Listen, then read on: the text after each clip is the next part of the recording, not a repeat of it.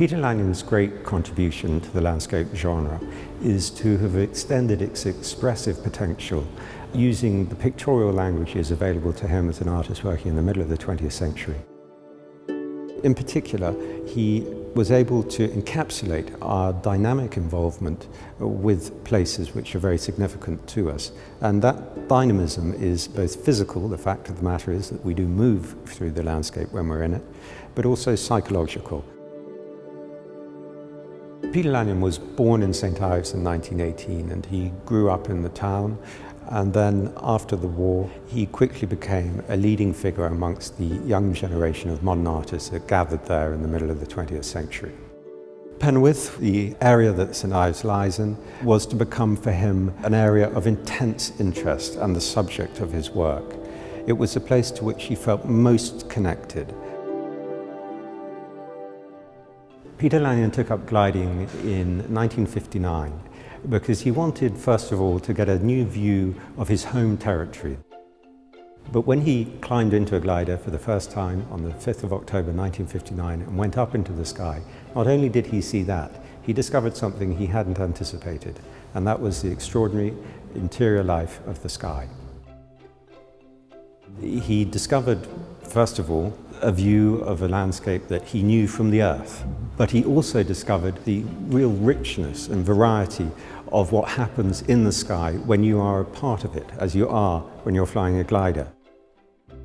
When Peter Lanyon started flying in 1959, he was amazed by this realm that he discovered.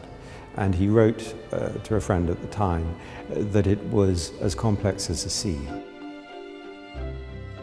In these paintings, such as Thermal, we see the development of cycles which we could think of in terms of formation, maturity, decay, rise and fall, birth to death.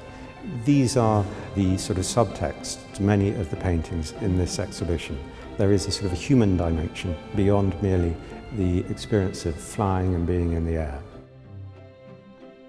This exhibition at the Courtauld is the first time the gliding paintings, which were the major subject of Lanyon's last few years, have been the subject of an exhibition in themselves. The exhibition starts with a room which leads in to his decision to take up gliding. And then in the main room, we see 11 paintings which are all to do with his experience of gliding, plus 3 constructions, fascinating works in themselves, 2 of which one might consider as studies for the paintings, and the third of which, a large construction called Field Landing, is in itself a 3-dimensional reimagining of the experience of performing a particular sort of landing. When I first started doing research into Peter Lanyon's work, I met an artist who was himself a glider pilot and a great enthusiast of Peter Lanyon's work. And he told me that to really understand the gliding paintings, I shouldn't just be a passenger in a glider, I should learn to fly one. And so I did.